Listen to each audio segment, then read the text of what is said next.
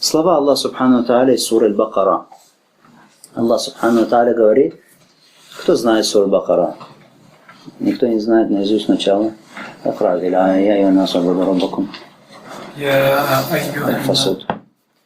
يا أيها الناس اعبدوا ربكم الذي خلقكم والذين من قبلكم لعلكم تتقون الذي جعل لكم الأرض فراشا والسماء بناء وأنزل من السماء ماء فأخرج به من الثمرات رزقا لكم فلا تجعلوا لله أندادا وأنتم تعلمون. Это аят из суры Аль-Бакара. Аллах Субхану Тааля говорит: «Я айюхан насу абуду раббакум аллади халакакум алладина мин кабликум». О люди, поклоняйтесь вашему Господу, который создал вас и тех, которые были до вас. Ла'аллакум таттакун. Может быть, вы будете богобоязненными. Аллади джа'аля лакум аль-арда фирашан вас-самаа бинаа. Который сделал для вас землю ложем. وَالسَّمَاءَ بِنَاءً и небо сделал сводом. وَأَنزَلَ مِنَ السَّمَاءِ مَاءً فَأَخْرَجَ بِهِ مِنَ الثَّمَرَاتِ رِزْقًا لَكُمْ. И низвел с неба воду и выявил посредством этой воды различные плоды для вашего пропитания. فَلَا تَجْعَلُوا لِلَّهِ أَنْدَادًا وَأَنْتُمْ تَعْلَمُونَ. Так не предавайте же Аллаху равных в поклонении, в то время как вы знаете. Здесь то же самое. Ибн Касир поэтому говорит, когда дает тафсир этого аята, который мы сейчас прочли, он говорит, творец вот этих всех вещей, именно он и есть Бог. Именно он и достоин поклонения. Хорошо? Опять то же самое правило. Кто Господь, тот и Бог. Тот и заслуживает поклонения. Великий аят в Коране. Я айюхан нас. О люди! О люди! Это первое обращение в Коране. В Коране Аллах Субхану Тааля много обращается. Я айюхаллазина аману, вы, которые веровали. Я айюхан нас, о люди. Я айюхан набию, о пророк. Верно? Обращение от Аллаха Субхану Тааля. Я, о вы. Здесь о люди. Вот первое обращение в Коране. Если вы начнете читать Коран сначала, вот сура Аль-Фатихи, потом перейдете к Бакара, первое обращение будет какое? Это. Я айюхан нас. О люди. Это первое воззвание, первый призыв. Таким образом, первым призывом, первым обращением в Коране, первым призывом в Коране является призыв к чему? О люди. Что дальше? О'буду. Призыв к таухиду. Первое обращение в Коране посвящено чему? Приказу молиться, приказу поститься, приказу вести джихад. Чему?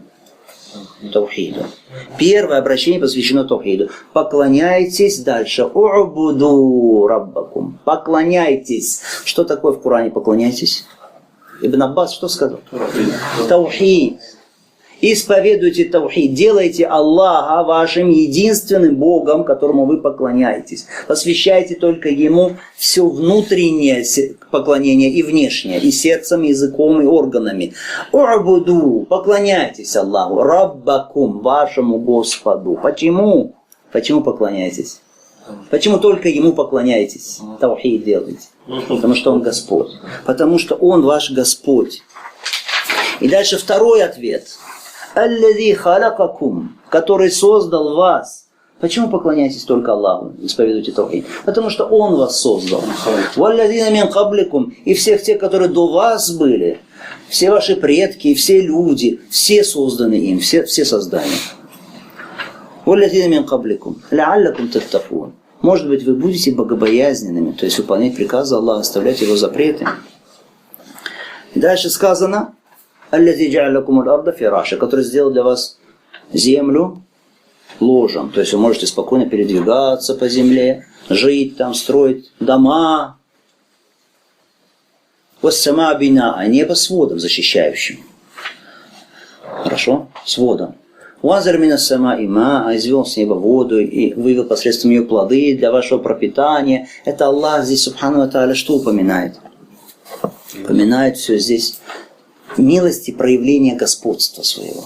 Господства. Он создал, Он пропитал, он низвел воду. Это все проявление чего? Действия Аллаха Субхану ва Тааля, господства Его Субхану ва Тааля. Аллах Субхану ва Тааля показывает, что Он Господь. То есть поклоняйтесь почему? Потому что Он Господь, Он Создатель, Он Наделитель, Он Управитель. Я айюханнас, о люди, о'буду раббакум. Это что? Приказ? Поклоняйтесь вашему Господу. Приказ. Значит, первый приказ в Коране в этом аяте. И первый приказ в Коране какой? Молитесь? Нет. Какой? Таухид.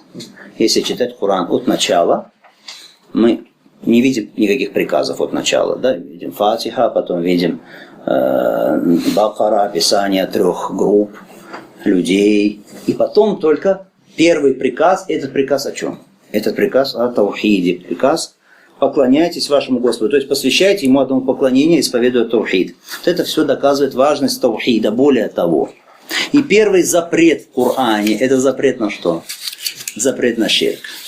Хорошо, запрет на нарушение таухида. И тоже в этом аяте. И дальше Аллах Субхану ва Тааля, после того, как перечислил нам доказательство, что Он Господь. А раз Господь, и вы признаете это, что Он Господь, значит, должны поклоняться только Ему. После этого Аллах Субхану ва Тааля, первый запрет в Коране. Фаля таджалю лилляхи андада. Фаля, это фа здесь, это причинное. Поэтому, посему, из-за того, что Он Господь, не приобщайте Ему, не предавайте Ему равных, уантум та'алямун, в то время как вы знаете, что Он единственный Господь.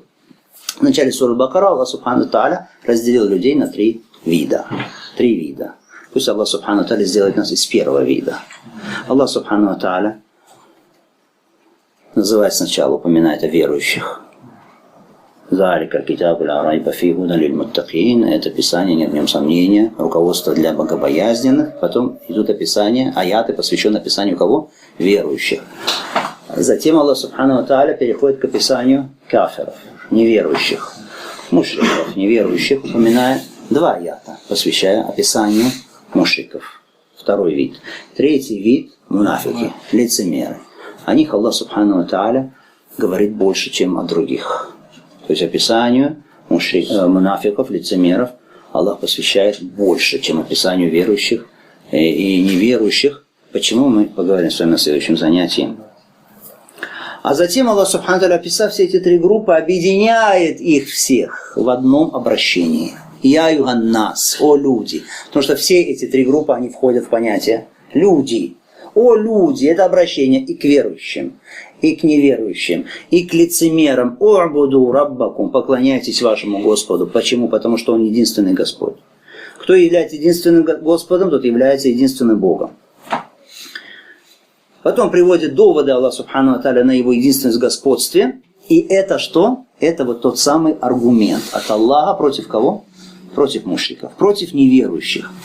Если вы, о мушрики, если вы, о неверующие, признаете вот эти все проявления господства Аллаха Субхану ва Тааля, признаете таухид рубубия, то вы обязаны тогда признавать и таухид улухия, исповедовать таухид поклонения Аллаху Субхану ва Тааля. И затем первый запрет в Коране. Какой? «Фаля таджалю лилляхи андада». Не предавайте Аллаху равных. Андад значит, это множественное число слова нид.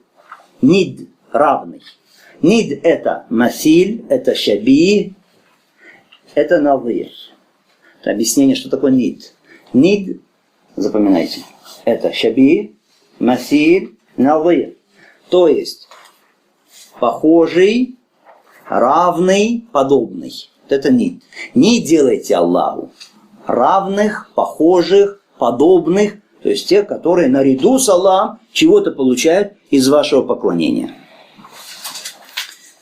В то время, как вы знаете, что знаете?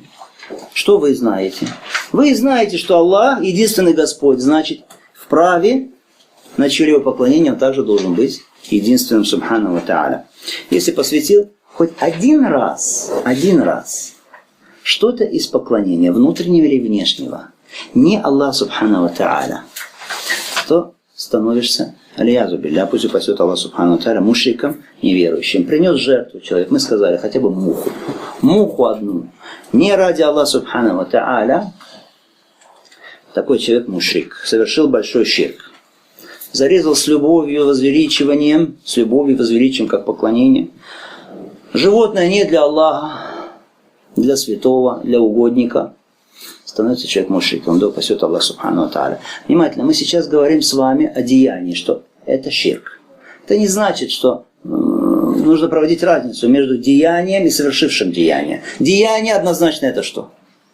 Это ширк. Сам человек вышел ли из ислама, стал ли мушриком. Хорошо? Здесь мы не выносим суждения по конкретным людям самостоятельно. Это не наша с вами задача. Хорошо?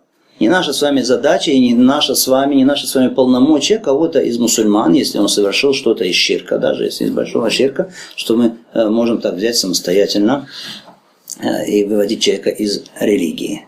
Если, например, мы видим, дал развод человек своей жене, чего-то сказал такое, что указывает на развод, приходит к вам, говорит, вот я сказал так, при этом при таких обстоятельствах это произошло, как мой развод сейчас действует, моя жена или уже не моя жена, как? Что вы скажете?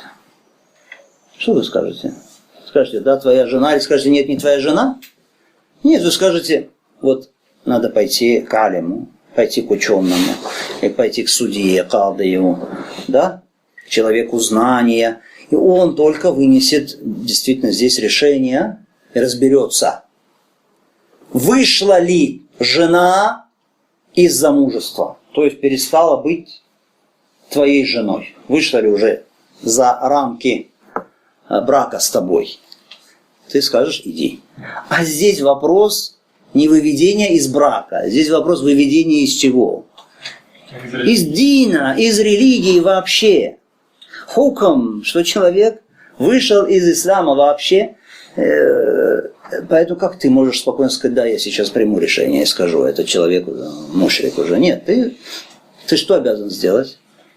Обращаться к уляма. Если уляма вынесли решение, рассмотрев ситуацию с человеком, что да, этот человек стал мушрик, стал кафир, стал неверующий, тогда уже ты можешь говорить. Хорошо?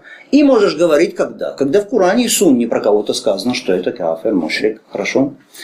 Когда какая-то группа людей, которая сама не исповедует ислам вообще. Мы не мусульмане. Тогда, конечно, люди сами говорят, что они не мусульмане. Это понятно. Здесь все понятно, легко. Итак, зарезал одно животное человек, это что уже? Это большой ширк. Человек выходит из религии, совершает ширк, да упасет Аллах субхану ва тааля нас от этого. Потом автор говорит, все, что кроме Аллаха, внимательно, это алям. Все, что кроме Аллаха, это алям. То есть сотворенный мир. Уана вахиду мин залика аль-алям. Я один из вот этих вот сотворенных миров. Я один, я представитель вот этого сотворенного мира. Все, что кроме Аллаха. Посмотрите, как все четко и понятно. Есть Аллах, Он Творец, а все остальное, все. Задумайтесь, что нет никаких исключений. Все остальное творение. Творение значит нуждающееся, значит слабое, значит подобно тебе сотворено что-то, а значит не может быть Богом, значит не может быть тем, кому ты посвящаешь поклонение. Аллах субхану ва тааля, Он Творец. Аллах субхану ва тааля говорит, «Ам хулику мин гайри шей'ин ам хумуль халикун». Или созданы из ничего, то есть возникли сами по себе, или вы создатель, или они создатели. Это доказательство на существование Аллаха субхану ва тааля, единого Творца. Самое великое доказательство. Кто-то сомневается в сотворении, что есть Творец. Хорошо. «Ам хулику мин гайри шей». Возникло само по себе, Аллах субхану ва тааля говорит, любой знает, что ничего просто само по себе не возникает. «Ам хумуль халикун». Или сами создатели. Или сами создатели, Человек сам про себя думает, я возник вот так, и просто так, и без ничего сотворен, нет. Сам я создатель себя, нет. Все, остается что? Признание того, что Аллах субхану ва тааля, Он Творец. Кто является Творцом, тот и заслуживает поклонения. А творение, оно никак не может заслужить поклонения. Это еще одно правило. Творение Поскольку оно нуждающееся, значит оно не может заслужить поклонения. Поэтому посмотрите, Аллах Субхану Тааля говорит: «Валлазина тад'уна мин дунихи ма ямликуна мин китмир». Те, кому вы взываете, кому вы поклоняетесь, помимо Него, то есть помимо Аллаха, ма ямликуна мин китмир, не владеют даже китмир. Что такое китмир? Китмир, кто ел финик, видит на косточке, между косточкой и плодом есть такая тоненькая пленочка. Это китмир. Не владеет даже финиковой плевой. Не владеет, не создал ее, даже финиковую плеву не может создать. Как же вы взываете к ним? Им тад'ухум ла ясмау ду'акум. Если вы будете взывать к ним, они не слышат вашу дуа, вашу мольбу. Валю сами'у мастаджаба лакум. А если даже услышат, не ответят вам, не могут ответить вам. Ва яумал киямати якфуруна биширкикум. А в судный день они будут отрекаться от вашего ширка, от вашего многобожия, что вы их предавали Аллаху. В соучастники, сделали равным с Аллахом. «Валя юнаббиука мислю хабир». И не сообщит тебе так никто, как ведущий. Аллах Субхану ва Тааля знает про это, что творение не может быть объектом поклонения. Неужели они предают в сотоварищи то, что не создает ничего, а само является сотворенным? Вот довод от Аллаха Субхану ва Тааля для каждого разумного человека, который поймет, что если действительно не творит ничего, а само создано, то почему же тогда ему что-то из твоей мольбы, или из твоих обетов, или из твоего жертвоприношения, или что-то из того, что может быть посвящено только Аллаху Субхану ва Тааля, Богу истинному. Иншаллах Тааля мы продолжим изучение книги на следующем занятии. Саллаллаху салям аля набийна Мухаммад ва аля алейхи ва сахбихи аджмаин.